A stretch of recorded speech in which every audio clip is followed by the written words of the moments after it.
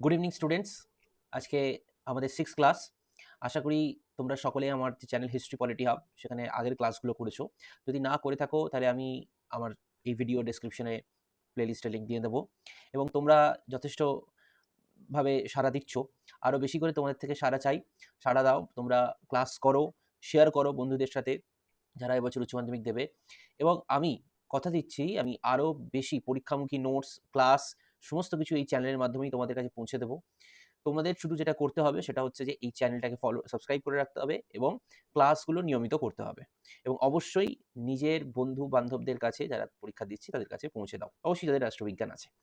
চলো আজকে আমরা ক্লাসটা শুরু করি। দেখি আমাদের আজকে কি কি কোশ্চেন থাকছে। বেশ, ফার্স্ট কোশ্চেন দেখো, এটা খুব সুন্দর গুরুত্বপূর্ণ কোশ্চেন। প্রশ্নটি হচ্ছে ওয়ারসা চুক্তি কার উদ্যোগে গঠিত হয়? ওয়ারসা চুক্তি কার উদ্যোগে হয়? গঠিত হয় মানে ওয়ারসা চুক্তিটি কার উদ্যোগে হয়? এখানে উত্তর হবে, তোমরা জানো উত্তরটি, উত্তর হবে হচ্ছে সোভিয়েত ইউনিয়ন। ঠান্ডা যুদ্ধের প্রাক্কালে অর্থাৎ কোল্ড ওয়ারের সময় এই চুক্তিটি হয়েছিল। ন্যাটো যে সামরিক জোট ন্যাটো, তার মানে একটা পাল্টা দিতে গিয়ে সোভিয়েত ইউনিয়ন এখানে ওয়ারসা চুক্তি 1955 সালে ওয়ারসা চুক্তি তৈরি করে বা ওয়ারসা চুক্তি স্বাক্ষর করে পূর্ব ইউরোপের দেশগুলির সাথে। চলো দেখে নিই, কিছু ইনফরমেশন আছে। অবশ্যই এখানে ইনফরমেশন গুলো অবশ্যই তোমাদের কোশ্চেন রিলেটেড। ফার্স্ট ইনফরমেশন হচ্ছে ট্রুম্যান নীতি বা ট্রুম্যান ডকট্রিন 1947, 1947 সালে, অবশ্যই সালটি মনে রাখো। মার্কিন রাষ্ট্রপতি ট্রুম্যান এই নীতিটি ঘোষণা করেন। এর উদ্দেশ্য ছিল সাম্যবাদ বা সোভিয়েত ইউনিয়নের যে চিন্তা ভাবনা, যে মতাদর্শ, সোভিয়েত ইউনিয়ন যে মতাদর্শ মানে গ্রহণ করেছিল এবং অনুসরণ করতো, সেই মতাদর্শের কে আটকে দেওয়া। এরপর মার্শাল পরিকল্পনা 1947 সালে জর্জ মার্শাল তিনি এই প্রস্তাবটি করেন এবং তার উদ্দেশ্য ছিল ইউরোপিয়ান রিকভারি এই প্রোগ্রামটা ইউরোপিয়ান রিকভারি প্রোগ্রাম বা ইআরপি নামে পরিচিত। তার কারণ তিনি এই অর্থের বিনিময়ে ইউরোপের দেশগুলিকে, যে যুদ্ধবিধ্বস্ত দেশগুলি, তাদের যে অর্থনৈতিক অবস্থা খারাপ হয়ে গেছিল, পরিকাঠামোগত দুর্বলতা ছিল, সেগুলিকে উন্নয়ন ঘটানোর জন্যই তিনি এই পরিকল্পনাটি করেন। ঠিক আছে। এরপর উত্তর আটলান্টিক চুক্তি সংস্থা বা আমরা বলতে পারি NATO, north Atlantic treaty organization, 1949 সালে। মার্কিন যুক্তরাষ্ট্র, কানাডা, পশ্চিম ইউরোপের দেশগুলি মিলে তৈরি করে আর্টিকেল 5, অর্থাৎ এই সনদ অনুযায়ী, ন্যাটোর যে সনদ সেখানে আর্টিকেল 5 বা ধারা 5 অনুযায়ী এরা যৌথ কালেকটিভ ডিফেন্স পলিসি বা সম্মিলিত বা যৌথ প্রতিরক্ষা নীতিতে বিশ্বাস করে। অর্থাৎ একজন সদস্যের উপর, এখন বর্তমানে ন্যাটোর 32 জন সংখ্যা রয়েছে, সদস্য সংখ্যা রয়েছে, তার একজন সদস্যের উপর আক্রমণ হলে বাকি সকল সদস্যের উপর আক্রমণ হয়েছে বলে ধরে নেওয়া হবে। ঠিক আছে। পরে ওয়ারসা চুক্তি 1955 সালে হয়েছিল। সোভিয়েত ইউনিয়নের নেতৃত্বে গঠিত সামরিক জোট ছিল এটি একটি। ঠিক আছে। এটি ইউরোপের যে দুই সেই সময় প্রতিদ্বন্দ্বী রাষ্ট্র, অর্থাৎ ইউরোপে যারা আর কি প্রতিদ্বন্দ্বিতা চালাচ্ছিল, সোভিয়েত ইউনিয়ন আর মার্কিন যুক্তরাষ্ট্র, তাদের মধ্যেই লড়াইয়ের একটা ফলাফল ছিল। এরপর কমিফর্ম আসে 1947 সালে। সোভিয়েত ইউনিয়ন গঠিত করে বিভিন্ন কমিউনিস্ট দলগুলির সাথে যোগাযোগ তৈরি করার জন্য। আর কমেকন 1949 সালে সমাজতান্ত্রিক রাষ্ট্রগুলির মধ্যে অর্থনৈতিক সহযোগিতা এবং যে উন্নয়ন, তাদের সমাজতান্ত্রিক অর্থাৎ সোভিয়েত ইউনিয়নের ফলোয়ার যে সমস্ত রাষ্ট্রগুলো ছিল তাদের মধ্যে সমন্বয় করার জন্য কমেকন তৈরি হয়। কতগুলো তাহলে তোমরা এখান থেকে প্রশ্ন পেলে? আমি বারবার বলে এসেছি, আগের ভিডিওতেও বলেছি, ক্লাস তোমরা করতে থাকো। ইনফরমেশন নোটস দেওয়ার দায়িত্ব আমার, পড়ানোর দায়িত্ব আমার। আমি যতটা পারবো তোমাদের এক্সাম ওরিয়েন্টেড নোটস দেওয়ার। এখানে একটা প্রশ্ন, একটা লাইনেও কিন্তু বাড়তি কথা লেখা নেই। তাই বারবার তোমাদেরকে বলছি, ক্লাসটা তোমরা মন দিয়ে করো। বাকি যে যা কিছু আমি দিচ্ছি সেটা তোমরা দেখেও নিতে পারো। তোমাদের আশা করি তোমরা সিলেবাস সম্পর্কে যথেষ্ট ওয়াকিবহাল। তোমরা দেখেও নিতে পারো, বুঝতেও পারবে তোমরা পড়তে পড়তেই যে কতটা এক্সাম ওরিয়েন্টেড। ওকে, চলো পরের স্লাইডে যাই। পরের স্লাইডটা অবশ্যই ইংলিশ, যেটা যারা ইংলিশে বলবে তারা একটু দেখে নিও। আচ্ছা, এরপরে কোল্ড ওয়ার। পরের প্রশ্ন হচ্ছে কোল্ড ওয়ার, একটি বইয়ের নাম cold war study in US foreign policy. বইটি কার লেখা? বেশ অনেক গুরুত্বপূর্ণ প্রশ্ন, বেশ, কারণ প্রশ্নটি আগে অনেকবার এসেছে পরীক্ষায়, এইচএসে। উত্তর হবে ওয়াল্টার লিপম্যান। পরের প্রশ্ন, ভারতের জোট নিরপেক্ষ নীতি হলো, অর্থাৎ ভারতের যে জোট নিরপেক্ষ নীতি সেটি কি ধরনের, এটি জানতে চেয়েছে এখানে। স্থিতিশীল, গতিশীল, নেতিবাচক, নাকি কোনোটিই নয়? আমাদের উত্তর হবে হচ্ছে গতিশীল। ভারতের জোট নিরপেক্ষ নীতি ছিল গতিশীল। অর্থাৎ ভারতের যে জোট নিরপেক্ষ নীতি সেটা কিন্তু স্ট্যাটিক বা স্থিতিশীল নয়, অর্থাৎ সেটি সময়ের সাথে সাথে পরিবর্তিত হয়েছিল। ঠিক আছে। ভারত একটা সময়ের পর ভারতের যে নীতি, সেই জোট নিরপেক্ষ নীতি হলেও ভারত কিন্তু রাশিয়ার দিকে কিছুটা ঝুঁকেছিল। অর্থাৎ ভারতের কাছে ব্যাপারটা এরকম ছিল না যে আমি নিরপেক্ষই থাকবো, তার এর বাইরে আমি কোথাও যাবো না। কারণ ভারত তো সোভিয়েত ইউনিয়নের কাছ থেকে অর্থনৈতিক যে সমস্ত সাহায্য সেগুলো গ্রহণ করেছে, মার্কিন যুক্তরাষ্ট্রের কাছ থেকে গ্রহণ করেছিল। তাহলে এখানে বিষয়টা গতিশীল থাকছে। পরে চলে যাই। আচ্ছা, এখানে আমি কিছু জোট নিরপেক্ষ আন্দোলনের রিলেটেড কিছু গুরুত্বপূর্ণ তথ্য দিয়েছি। তার মধ্যে প্রথমত লিডার, অর্থাৎ নেতৃত্ব যারা ছিল তাদের নামগুলো অবশ্যই মনে রাখবে। এখানে একটি নাম আমি অ্যাড করেছি, আগের ক্লাসগুলো আমি নামটা বলতে ভুলে গেছিলাম। সিরিমাবা বন্দরনায়েকে, তিনি শ্রীলঙ্কার একজন রাষ্ট্রপ্রধান ছিলেন এবং তিনিও জোট নিরপেক্ষ আন্দোলনে খুব গুরুত্বপূর্ণ ভূমিকা তার ছিল। বাকি Kwame Nkrumah Ghana, Sukarno Indonesia, Gamal Abdel Nasser Egypt, Joseph Tito Yugoslavia, Jawaharlal Nehru India. এরপর কিছু কনফারেন্স আছে। বান্দুং কনফারেন্স 1955, নেহেরুকে বলা হতো father of non alignment movement. প্রথম কনফারেন্স ছিল বা সম্মেলন ছিল জোট নিরপেক্ষ আন্দোলনের 1961 সালে বেলগ্রেড। ফার্স্ট ন্যাম সামিট, বাংলাতেও লেখা আছে, যে ইংলিশটা আমি বলছি, বাংলাটা নিচে আছে, তোমরা দেখে নিও। কায়রো ছিল দ্বিতীয় সামিট, আর লুসাকা ছিল তৃতীয় সামিট।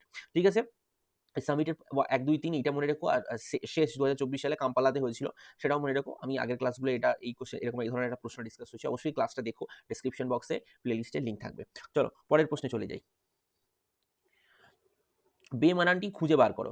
নিম্নলিখিত দেশগুলির মধ্যে ন্যাটো জোটভুক্ত দেশ নয় কোনটি? জিজ্ঞেস করেছে, কোন নয় কিন্তু বলেনি যে কোনটি দেশ। এবং অপশন দেখেই তোমরা বুঝতে পারছো, ন্যাটোর অপোজিট হচ্ছে রাশিয়া, মানে রাশিয়ার বিরুদ্ধে, রাশিয়াকে আটকে দেওয়া, তখন রাশিয়া ছিল, ইউএসএসআর ছিল, তাকে আটকে দেওয়ার জন্য ন্যাটো তৈরি হয়েছিল। তাহলে রাশিয়া সেই উত্তরাধিকার ইউএসএসআর এর, তাহলে এখানে একটা কথা বলা যায় যে উত্তর রাশিয়া হবে, কারণ বাকি সুইডেন, জার্মানি বা মার্কিন যুক্তরাষ্ট্র এরা কেউই মিল খাচ্ছে না প্রশ্নটির সাথে। আমাদের কাছে উত্তর হিসাবে যেটা থেকে যাচ্ছে সেটা হচ্ছে যে রাশিয়া। অপশনটা দেখো, অনেক সময় উত্তর করে দেওয়া যায় যদি আমি না জানি। পরের প্রশ্ন চলে যাচ্ছি আমি। জাতিপুঞ্জের সনদ কবে গৃহীত হয়েছিল? সরি, জাতিপুঞ্জের সনদ কোথায় গৃহীত হয়েছিল? এখানে 4টে অপশন থেকে বোঝা যাচ্ছে আমাকে জায়গার নাম বলছে, কোথায় গৃহীত হয়েছিল। উত্তর যেটা দাঁড়াচ্ছে সেটা হবে সান ফ্রান্সিসকো সম্মেলনে। জাতিপুঞ্জর গঠনের আগে 3টে মোটামুটি ডাম্বারটান ওকস, ইয়াল্টা আর সান ফ্রান্সিসকো, এই 3টে সম্মেলন একটু গুরুত্বপূর্ণ। এগুলো চেষ্টা করো নামটা, এই তারিখ এবং সম্মেলনে কি হয়েছিল সেটা একটু মনে রাখার। ঠিক আছে? আমি মোটামুটি একটা ধারণা দেওয়ার চেষ্টা করেছি। ডাম্বারটান ওক সম্মেলন দেখো 1944 সালে। এখানে বলছে প্রথমবার ইউনাইটেড নেশন নাম এবং সংগঠনের কাঠামোর খসড়া তৈরি হয়। ইউনাইটেড নেশন যে নামটি, সেটি প্রথমবার ডাম্বারটান ওকসে ব্যবহৃত ছিল, 1944 সালে এই সম্মেলনটি হচ্ছিল। ঠিক আছে? সাধারণ সভা, নিরাপত্তা পরিষদ, আন্তর্জাতিক বিচারালয় এবং সচিবালয়ের প্রস্তাব গৃহীত হয়। অর্থাৎ এই যে জাতিপুঞ্জের যে সমস্ত অঙ্গগুলো রয়েছে, যে সমস্ত অর্গানস গুলো রয়েছে, তাদের সম্পর্কে গঠনের প্রস্তাব এই ডাম্বারটান ওকসে গৃহীত হয়েছিল। এরপর ইয়াল্টা সম্মেলন 1945, ডাম্বারটান ওকসে কোন একটা যে সমস্যা সেটা এখানে মিটে যায়। এখানে সবচেয়ে হচ্ছে ফ্রান্সকে নিরাপত্তা পরিষদের ৫ম স্থায়ী সদস্য হিসাবে নেওয়ার সিদ্ধান্ত হয়। ফ্রান্স কিন্তু ১ম এ ছিল না, পরে এই ইয়াল্টা সম্মেলনের মধ্যে দিয়ে আসে ১৯৪৫। আমরা ইয়াল্টাটা মনে রাখবো। আর সান ফ্রান্সিসকো খুব ইম্পোর্টেন্ট, ২৫শে জুন ১৯৪৫ সালে এই সম্মেলনে জাতিপুঞ্জের সনদ গৃহীত হয়েছিল। ২৫শে জুন ১৯৪৫ তারিখ এবং সাল দুটোই মনে রাখবে। হ্যাঁ? এবং ২৪শে অক্টোবর থেকে জাতিপুঞ্জের যে মানে সনদটি কার্যকর হয়েছিল ২৪শে অক্টোবর থেকে। সেজন্য ২৪শে অক্টোবর দিনটি ইউনাইটেড নেশন ডে বা জাতিসংঘ দিবস হিসাবে পালিত হয়ে আসছে। ঠিক আছে? কতগুলো ইনফরমেশন তোমাদেরকে দিলাম। ইনফরমেশন গুলো এক জায়গায় গ্যাদার করো এবং সবসময় আমি একটা কথা বলেছি, খাতার মধ্যে নোট রাখবে। চলো পরের প্রশ্নে চলে যাচ্ছি আমরা।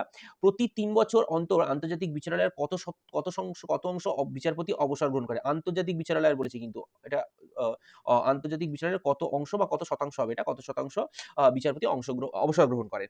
এই প্রশ্নটার উত্তর হবে হচ্ছে 1/3 বা ইংরেজিতে বলে 1/3 বা 1/3 বিচারপতি তাদের পদ থেকে অবসর গ্রহণ করেন আন্তর্জাতিক বিচারালয়ে। হেডকোয়ার্টার কোথায়? হেগ শহরে।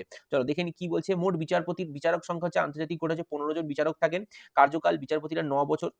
বিচারপতিরা ৯ বছর ৯ বছরের জন্য নির্বাচিত হন। খুব ইম্পোর্টেন্ট প্রশ্ন জিজ্ঞেস করে। প্রতি ৩ বছর অন্তর 1/3 বিচারপতি কিন্তু অবসর গ্রহণ করেন। প্রতি ৩ বছর অন্তর 1/3 বিচারপতি অবসর গ্রহণ করেন। আর পুনর্নির্বাচনে যাব। নির্বাচন পদ্ধতি জাতিসংঘের সাধারণ সভা এবং নিরাপত্তা পরিষদ আলাদাভাবে ভোট দিয়ে বিচারকদের নির্বাচিত করেন। জাতিপুঞ্জের যে আ সাধারণ সভা এবং নি নি নি আ যে নিরাপত্তা পরিষদ, তারা আলাদাভাবে ভোট দিয়ে এই বিচারকদের নির্বাচিত করেন। ঠিক আছে? আমাদের জন্য ইম্পোর্টেন্ট হবে কত বছরের জন্য নির্বাচিত হন এবং কত শতাংশ বিচারপতি এখান থেকে অবসর গ্রহণ করছে। এটা খুব ইম্পোর্টেন্ট। ঠিক আছে? কতজন বিচারক রয়েছে আন্তর্জাতিক। আর হেডকোয়ার্টার তো হেগ, তোমাদের আগের দিনই বলছিলাম। হেডকোয়ার্টার হচ্ছে হেগ, নেদারল্যান্ডসের হেগ শহরে হচ্ছে হেডকোয়ার্টার। ঠিক আছে? চলো পরের প্রশ্নে চলে যাচ্ছি আমরা। পরের প্রশ্ন কি বলছে দেখি। পরের প্রশ্ন একটি বেশ নতুন ধরনের প্রশ্ন। এরকম প্রশ্ন আমি ১ম বার তোমাদের ক্লাসে করাচ্ছি। দেখো কি বলছে। বলছে যে এই বিশেষায়িত সংস্থাগুলির সাথে সম্পর্কিত। অর্থাৎ আমাকে এখানে জিজ্ঞেস করেছে যে এই যে মানে একটা ডায়াগ্রাম দেওয়া হয়েছে। এই ডায়াগ্রামটা অনুযায়ী এই যে সংস্থাগুলি, এই সংস্থাগুলি আ কার কোন সংস্থার সাথে যুক্ত? ঠিক আছে? অপশনে কি আছে দেখি। বাংলাটা ইংলিশটা দুটোই দেখব। বাংলাটা ইংলিশটাই দেখি, সুবিধা হবে বুঝতে। ১ম এ ইকোনমিক অ্যান্ড সোশ্যাল কাউন্সিল, অর্থনৈতিক ও সামাজিক পরিষদ, সিকিউরিটি কাউন্সিল, নিরাপত্তা পরিষদ, জেনারেল অ্যাসেম্বলি, সাধারণ সভা, ট্রাস্টিশিপ কাউন্সিল, ওছি পরিষদ। ঠিক আছে? এখানে উত্তর হবে হচ্ছে, তোমরা সবসময় মাথায় রাখবে, উত্তর হবে হচ্ছে আমাদের অর্থনৈতিক এবং সামাজিক পরিষদ বা ইকোনমিক অ্যান্ড সোশ্যাল কাউন্সিল, এটাই হবে হচ্ছে আমাদের উত্তর। অপশন এ এটা হচ্ছে আমাদের উত্তর। ঠিক আছে, এখানে অপশন এতে এইটা বসবে। এই তিনটে সংস্থা এই সংস্থাটির মানে মানে কি বলবো মানে নির্দেশে বা পরিচালনায় কাজ করে। ঠিক আছে, জাতিপুঞ্জের বিশেষায়িত সংস্থা বা স্পেশালাইজ এজেন্সি হলেও এরা অর্থনৈতিক এবং সামাজিক পরিষদ বা ইকোনমিক অ্যান্ড সোশ্যাল কাউন্সিলের কন্ট্রোলে বা নিয়ন্ত্রণে এরা কাজ করে। চলো পরের প্রশ্নে চলে যাচ্ছি। পরের প্রশ্ন দেখো কি বলছে। পরের প্রশ্ন হচ্ছে আচ্ছা, পরের প্রশ্নটা একটু অন্যরকম সুন্দর প্রশ্ন দিয়েছে। বলছে এক্স গঠনের সময়, ভালো করে প্রশ্ন, এক্স গঠনের মুখ্য উদ্দেশ্য হলো আন্তর্জাতিক অর্থ লেনদেনের হারের স্থিতিশীলতা বজায় রাখা। ভালো করে বোঝো প্রশ্নটা। এক্স, কারণ নাম বলছে না কিন্তু, এক্স শূন্যস্থান পূর্ণ দিতে পারতো, এক্স দিয়ে সেই জন্য সহজভাবে বুঝতে জন্য বুঝিয়েছে। এক্স গঠনের মুখ্য উদ্দেশ্য হলো আন্তর্জাতিক অর্থ লেনদেনের স্থিতিশীলতা বজায় রাখা এবং বিশ্ব বাণিজ্যের সম্প্রসারণে সহায়তা করা। এক্সের সদর দপ্তর ওয়াশিংটনে অবস্থিত। উপরোক্ত এক্স প্রতিষ্ঠানটি কোনটি? এবার তুমি যদি প্রতিষ্ঠানগুলো সম্পর্কে যেগুলো রয়েছে একটু না জানো, কি কাজ করে বা কি দায়িত্বে রয়েছে, তাহলে কিন্তু উত্তরটা করা একটু সমস্যা হয়ে যাবে। এখানে উত্তর হবে হচ্ছে আইএমএফ বা ওয়ার্ল্ড ইন্টারন্যাশনাল মনিটারি ফান্ড বা আন্তর্জাতিক মুদ্রা ভান্ডার। ইংলিশটাই দিয়েছে, আন্তর্জাতিক মুদ্রা ভান্ডার বা ইন্টারন্যাশনাল মনিটারি ফান্ড। সে হচ্ছে এক্স, যার সদর দপ্তর ওয়াশিংটনে, এবং সে ওই অর্থ লেনদেনের স্থিতিশীলতা বজায় রাখার দায়িত্ব পালন করে। ঠিক আছে, একটু আমি লিখে দিয়েছি সম্পর্কে, আন্তর্জাতিক মুদ্রা ভান্ডার সম্পর্কে দেখে নিও তোমরা। ব্রেটেন উডস কনফারেন্স যেখানে প্রতিষ্ঠা হয়েছিল 1944 সালে, সদর দপ্তর ওয়াশিংটন ডিসি, এখনই বললো 190টি দেশের সদস্য, এবং বিশ্ব ব্যাংক 1944 সালে প্রতিষ্ঠিত হয়েছিল একই ব্রেটেন উড কনফারেন্সে। সেই জন্য এদের দুজনকে আইএমএফ, ইন্টারন্যাশনাল মনিটারি ফান্ড আর ওয়ার্ল্ড ব্যাংকে বলা হয় Bretton Wood twins. Bretton Wood twins. ঠিক আছে, এরপর ব্যাংকটি, আচ্ছা এরপরে আন্তর্জাতিক মুদ্রা ভান্ডার এর সাথে যুক্ত হলো। এবার দেশগুলির যে এক্সচেঞ্জ রেট সেইগুলি নিয়ন্ত্রণ করে। কোনো দেশে অন্যান্য ব্যালেন্স অফ পেমেন্ট বা নানান রকমের কাজ করে। ঠিক আছে, ব্যালেন্স অফ পেমেন্ট বা নানান রকমের। ঠিক আছে, তাহলে এবার আইএমএফ এর যে কাজগুলো সেটা আমরা দেখলাম। যে স্থিতিশীল থাকে, মানে আন্তর্জাতিক স্তরে যে মুদ্রা বিনিময়ের হার সেইটা স্থিতিশীল রাখার দায়িত্ব আছে। ঠিক আছে, আবার কোনো দেশ যখন আমদানির তুলনায় রপ্তানি খুব বেশি করে, ঠিক আছে, রপ্তানি খুব কম করে এবং চরম বৈদেশিক মুদ্রার সংকটে ভোগে, তখন এই আইএমএফ লোন দিয়ে সাহায্য করে। কাকে? সদস্য দেশগুলোকে, অবশ্যই আইএমএফ যারা সদস্য দেশ তাদেরকে সাহায্যটা মেন করে। বিশ্ব ব্যাংকের ক্ষেত্রেও কিছু মনে রেখো, কারণ প্রশ্ন উল্টে যেতে পারে, আইএমএফ এর জায়গায় বিশ্ব ব্যাংক জিজ্ঞেস করতে পারে। দারিদ্র বিমোচন, অর্থাৎ দারিদ্র কমানো, উন্নয়ন ঘটানো, উন্নয়নশীল অনুন্নত দেশগুলি জীবনযাত্রার মান, দারিদ্র দূরীকরণ ইত্যাদি বিষয়গুলো নিয়ে কাজ করে। ঠিক আছে, সাধারণত দুটো সংস্থারই কাজ হচ্ছে উন্নয়ন এবং ঋণ প্রদান করা তার সদস্য দেশগুলোকে। ঠিক আছে, অবশ্যই মানে একটা হিন্ট হিসাবে ওয়াশিংটন ডিসি থাকছে, এটাও থাকবে 1940, দুটো সমান, কিন্তু এখানে পার্থক্য করতে গেলে যেটা রাখতে হবে সেটা হচ্ছে তোমাদেরকে কাজগুলো একটু মনে রাখতে হবে আইএমএফ এবং ওয়ার্ল্ড ব্যাংকের। ঠিক আছে, চলো পরের প্রশ্নে চলে যাই। আচ্ছা, পরের প্রশ্নটা কি দেখছি? পরের প্রশ্ন হচ্ছে আহ বিবৃতি, অর্থাৎ অ্যাসারশন রিজনের কোশ্চেন। সদস্য রাষ্ট্রগুলির থেকে সামরিক বাহিনী নিয়ে জাতিপুঞ্জের শান্তিরক্ষা বাহিনী গঠিত হয়। আচ্ছা, খুব ভালো। সম্মিলিত জাতিপুঞ্জের নিজস্ব কোনো স্থায়ী বা সামরিক বাহিনী নেই। সামরিক বাহিনী নেই, নিজস্ব কোনো স্থায়ী সামরিক বাহিনী নেই। বাহ, খুব ভালো। এখন এখানে জানতে কি চেয়েছে? জানতে চেয়েছে যে এ ও আর উভয় সঠিক। হ্যাঁ, সঠিক। আর হলো এর সঠিক ব্যাখ্যা। হ্যাঁ, একদম প্রথম অপশনেই তো উত্তর লুকিয়ে আছে। আর বাকিটা আমরা দেখব কেন? কারণ জাতিপুঞ্জের শান্তিরক্ষা বাহিনী গঠিত হয় তাদের সদস্য রাষ্ট্রগুলোর কাছ থেকে ধার নিয়ে, মানে সামরিক বাহিনী ধার নিয়ে। তো সেখানে জাতিপুঞ্জের তো কোনো স্থায়ী সামরিক বাহিনী নেই, এটাই তো প্রমাণ করছে। স্বাভাবিক ব্যাপার। তাহলে এ আর দুটোই সঠিক, আর হচ্ছে এর ব্যাখ্যা। ঠিক আছে, আরেকটা এখানে তোমাদের ইনফরমেশন দিয়ে রাখি। এই শান্তিরক্ষা বাহিনী জাতিপুঞ্জে এর একটা বিশেষ নাম আছে। তাদের নাম হচ্ছে ব্লু হেলমেটস। ঠিক আছে, ব্লু হেলমেটস। এখান থেকে অনেক সময় প্রশ্ন আসে যে নিচের কারা ব্লু হেলমেটস নামে পরিচিত। ব্লু হেলমেটস বা নীল হেলমেট, অর্থাৎ এদের যারা সৈন্যবাহিনী তারা ব্লু হেলমেটস মাথায় দিয়ে থাকেন, মানে যারা জাতিপুঞ্জের হয়ে তখন যারা কাজ করেন, অন্যান্য দেশেরই সে সৈন্যবাহিনী হয় তারা সদস্য রাষ্ট্রে। ঠিক আছে, যেন ব্লু হেলমেটস বলা হয়। শান্তিরক্ষা বাহিনী, পিস কিপিং ফোর্স। ব্যাস, এই হচ্ছে ঘটনা। এরপর কি বলছে? এর পরের প্রশ্ন এবং আজকের শেষ প্রশ্ন, চলো দেখে নি কি বলছে। দেশভাগের যন্ত্রণা সর্বাধিক সহ্য করেছিল কোন দুটি রাজ্য? দেশভাগের যন্ত্রণা, অর্থাৎ পার্টিশন অফ ইন্ডিয়া যে আমাদের টপিকটা রয়েছে, জাতি গঠনের সমস্যা সমূহ অধ্যায়, সেখানে বলছে যে এই যে দেশ গঠনের সময় দেশ ভাগের যে যন্ত্রণা সেটা কোন দুটো রাজ্য সবচেয়ে বেশি। খুব যদি ভুল না করি তোমরা ইতিহাসে পার্টিশনটা পড়েছো, অধ্যায়টা এই পলিটিক্যাল সায়েন্সে তো পড়েইছো, রাষ্ট্রবিজ্ঞানে ইতিহাসেও পড়েছো। তো সেখানে তোমরা দেখেছো দুটি রাজ্যের নাম বরাবর এসছে যাদের দুটি রাজ্যকে ভাগ করা হয়েছিল। একটা হচ্ছে সরাসরি ভাগ করা হয়েছিল, একটা হচ্ছে পাঞ্জাব, আর আরেকটা হচ্ছে বাংলা, আমাদের পশ্চিমবঙ্গ। সেই জন্য এখানে উত্তর যেটা হবে সেটা হচ্ছে পাঞ্জাব এবং বাংলা। কারণ বাংলা কেন হয়েছিল? বাংলা হয়েছিল এইদিকে পাকিস্তান দুটো ভাগে ভাগ হয়ে গেছিল। একটা ভাগ হচ্ছে পশ্চিম পাকিস্তান, অর্থাৎ যেটা বর্তমানে পাকিস্তান রাষ্ট্র, সেটা পাঞ্জাব ওই অংশটায় পড়েছিল, পাঞ্জাব, রাজস্থান, গুজরাটের দিকে পাঞ্জাবটাকে ভাগ করা বেশি হয়েছিল। আর এদিকে ছিল পূর্ব পাকিস্তান, মানে 1971 সালের আগে বাংলাদেশ তৈরি হওয়ার আগে, 1971 সালের আগে এটা ছিল পূর্ব পাকিস্তান। তো পূর্ব পাকিস্তান ভেঙে কি ভেঙে তৈরি হয়েছিল? পশ্চিমবঙ্গ বা আজকের পশ্চিমবঙ্গ অর্থাৎ বাংলা যে প্রদেশ ছিল, সেই বাংলা ভেঙেই তৈরি হয়েছিল পূর্ব পাকিস্তান বা তৎকালীন আ বা পূর্ব পাকিস্তান আর বর্তমানে বাংলাদেশ। ঠিক আছে? আজকের ক্লাস এইটুকুই। যদি ক্লাসটিতে কোনো প্রশ্নের উত্তর তোমার জানার থাকে, ডাউট থাকে, অবশ্যই কমেন্ট বক্সে জানিও। কমেন্ট বক্স খোলা থাকছে এবং ক্লাসটি অবশ্যই দেখো এবং বন্ধু-বান্ধবদের সকলের সাথে শেয়ার করো। Thank you.